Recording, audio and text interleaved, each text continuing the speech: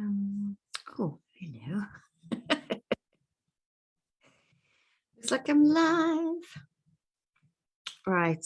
So, happy Friday, guys, or happy day to you whenever you're watching this video. Question of the week. I normally do live into my free Facebook community, the Freedom Group. And I kind of flip between doing them there and on my Facebook page. But today I thought I'd do it on my Facebook page just because I'm 50 now. Woo! Do something different. So the question this week was actually a question that was meant for my Circle Ask Me Anything slot. And for those of you that don't know, I have a Circle community, which is a paid for monthly membership community where we do monthly Ask Me Anythings, monthly group coaching with me, monthly guest coaching with a special guest coach who's an expert in their own field around mental wellness. We have meditations in there. What else do I do? 2 group coaching sessions with me, actually, one in the day and one in the evening. Lots of recipes, all that sort of good stuff, meditations. And this month, because we've got a 5-week month, and last month, because I had a couple of weeks off around my birthday, I decided to do an extra Ask Me Anything. And what they do is everyone in the group sends me questions, and I have an hour to get through as many questions as I can. And it goes, everything that I do in that Circle community goes on our Secret Circle podcast. So it's an unpublic private podcast for you to listen to all of the stuff that I do. Now, the lady in question asked this question, but it came in as the last question, and she has my permission to do the question as the question of the week, because it was last in my list, but actually it's a really interesting question, and it's a question that some of you may find helpful to listen to or hear something in for yourself, because I imagine that lots of women experience difficulty with yo-yo dieting, or experiencing themselves with self-loathing or negative thinking, or maybe have a difficult relationship with their body. So Caroline, who is happy to be named, asked this question. Following on from my last question in March, I had started restricting my calories, and it eventually triggered overeating for the past month. How do I let go of judging myself a failure yet again and find peace with my body?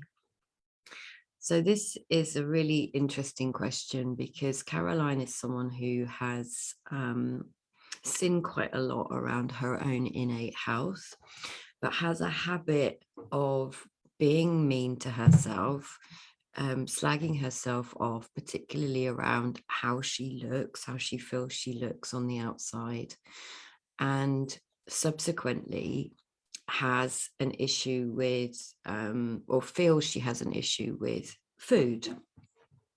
So for many years, and I hope Caroline won't mind me sharing this, because a lot of you will perhaps resonate with this part, is that she went to Slimming World and then came out of Slimming World, and went into Slimming World and came out of Slimming World, and constantly found that it kind of, when she was in a restrictive place, she was able to restrict and lose weight, and then would come out of that and gain the weight. So we spoke very recently, and whilst I'm not a huge fan of diets myself, I do believe in you, and I do believe in health, and I do believe in your innate health.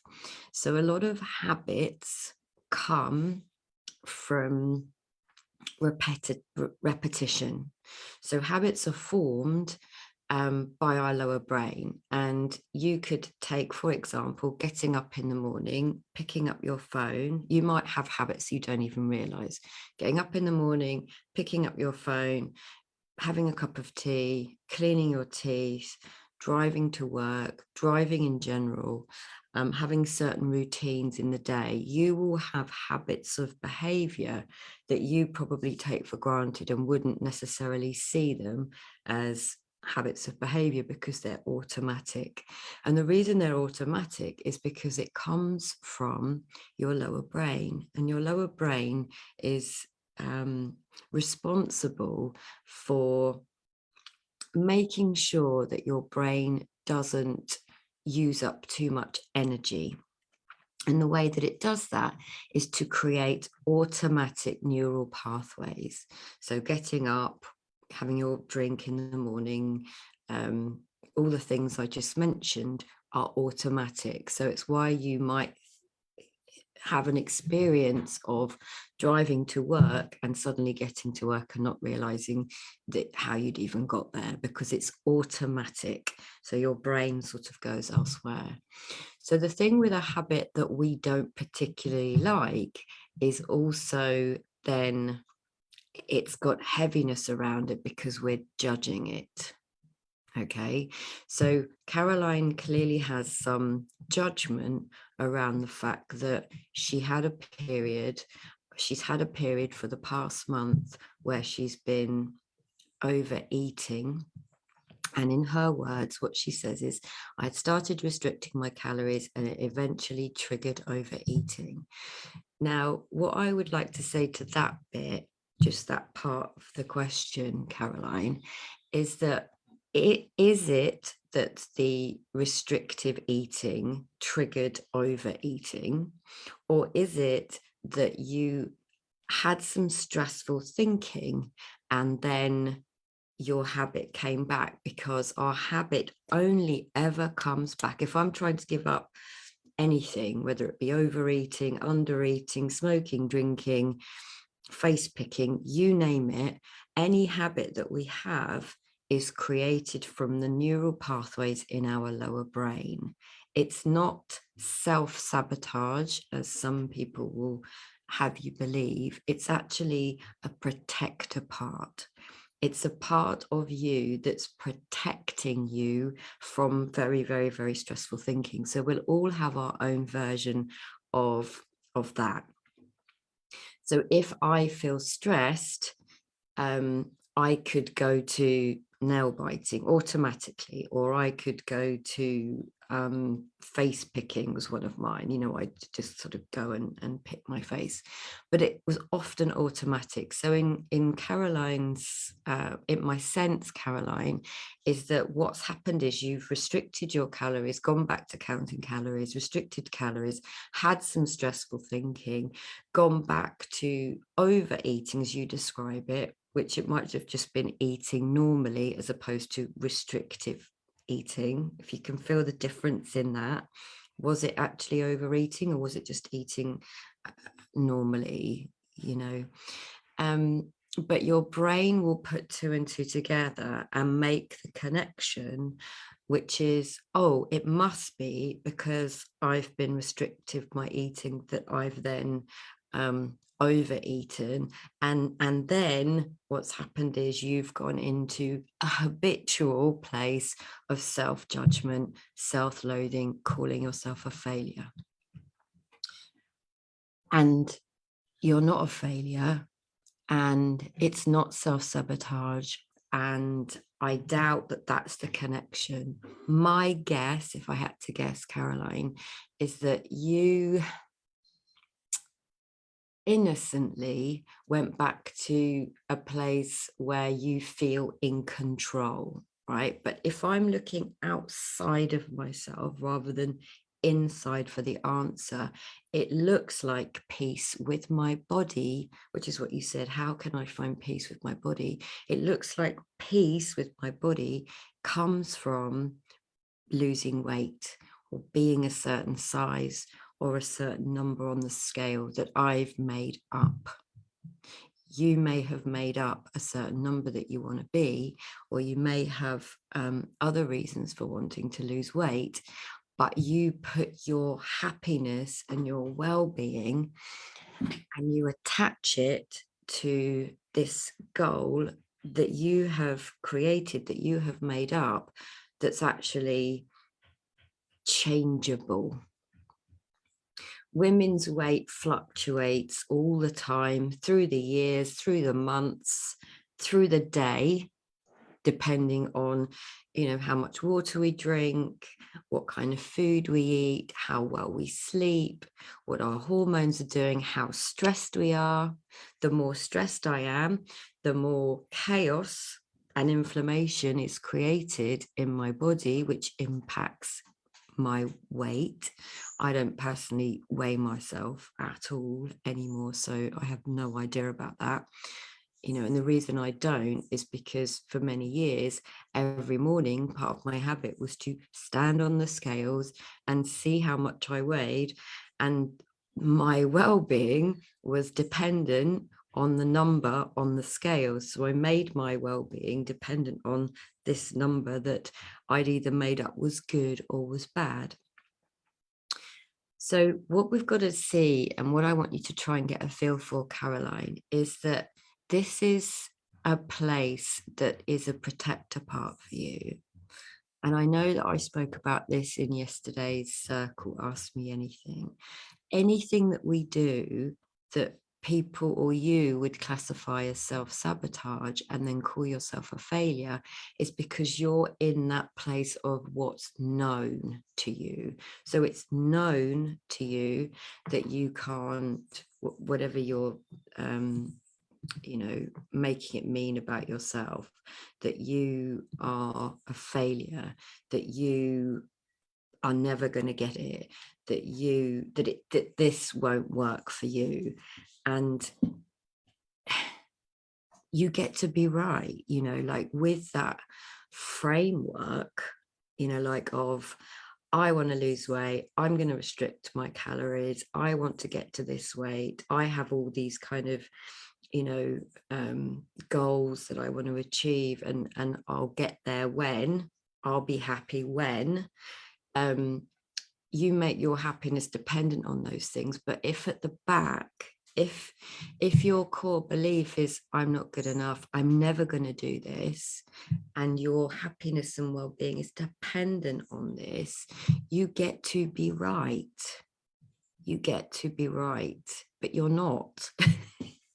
So that sounds a bit paradoxical. There's nothing wrong with you. You're not broken.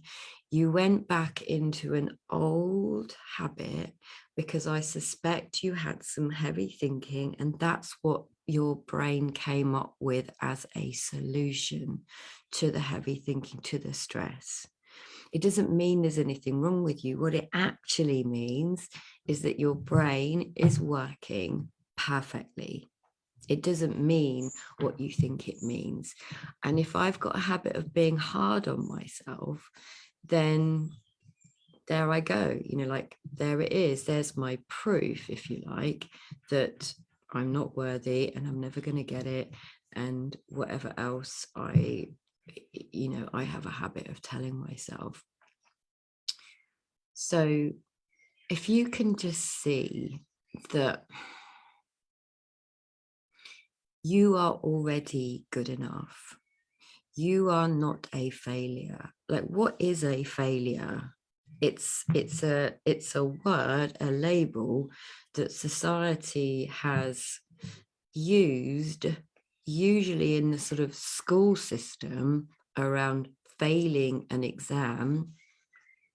And we have somehow been conditioned to pick up on what a failure means. But a lot of people will say to me, I am a failure, I'm an exception to the rule, I'm never going to get this.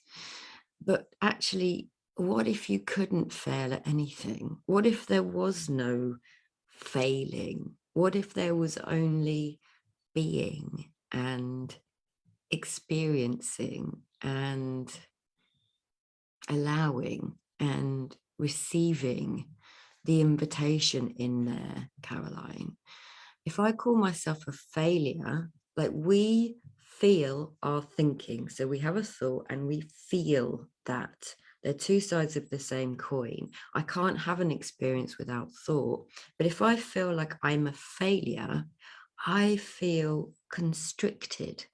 I feel I'm getting life wrong. And if I were to just see, oh my gosh, that's so interesting, right? My brain went there again and I followed the thought as if it was an instruction. It isn't, it's not an instruction, but I followed it as if it was. And now I'm using it as an opportunity to beat myself with a shitty stick, because guess what? I've been doing that my whole life. So these are the things that are automatic, including thought. So the way we go about our day and the thoughts that we repeat are automatic. They're neurologically wired to come in. And if you take notice of them, if you take notice of those thoughts, we're the ones that give those thoughts meaning. We're the ones that breathe life into them. And if you're interested in learning a little bit more about this, I have a program called Fly, First Love Yourself. It's £27. It's 11 days long. It's really, really good. You get an introduction, guys, into what I'm speaking about here, which is that we as humans are meaning-making machines. We've been designed for survival, to survive. And as such, our brain is a machine and kind of wants to run the show. But what's underneath that is your own wisdom, your body's wisdom, and your soul's wisdom. So this little calmer, quieter voice of reason, the part of us which knows when we're full up, and we might override that. And that's also to do with the feminine energy as well. And the feminine energy, if she's, wounded in any way, if there's any part of you that's wounded, what she'll do is she'll fill the space. She wants to be in the known. So what's known to you, Caroline, is this is who I am, and these are my habits, and I'm never going to change. This is who I am. And it's coming from a protector part.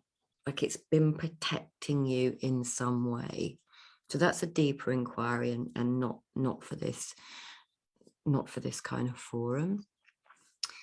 But also to kind of understand that when we have a wounding, we fill the space, and we fill the space with food or alcohol or scrolling or Netflix or work. We fill the space. And I just encourage you to kind of try to see that it's a story that you've been living in for so many years that no wonder it came up again, and it doesn't mean anything about you. Nothing at all. I really hope you hear that. It means nothing about you at all, other than your brain created the thought because you got a little bit stressed and in your head about something, and that's your go-to.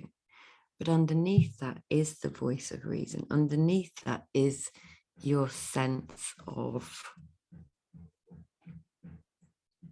wellness and okayness.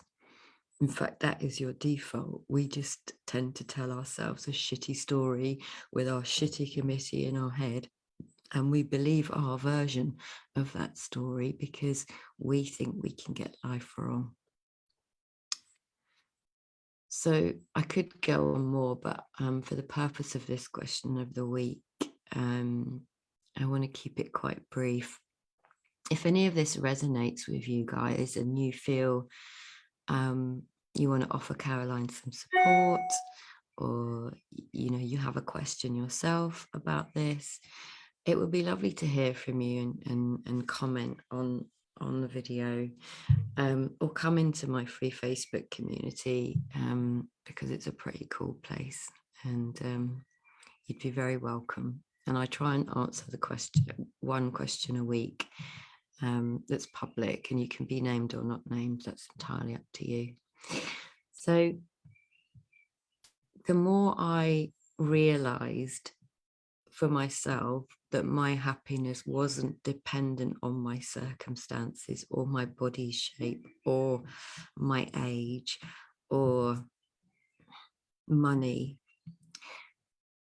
or anything external, the more I realized that I was okay, and the less I looked for my faults, the more I looked for where my health was. And that's very empowering. It's very empowering to do that. So lots of love to you, Caroline. I really appreciate you letting me share this question with everyone publicly. And yeah, look forward to next week's question. And if you want to hear more about my circle community, just ping me a message. You'd be very welcome in there. Lots of love to you. Mwah. Ciao.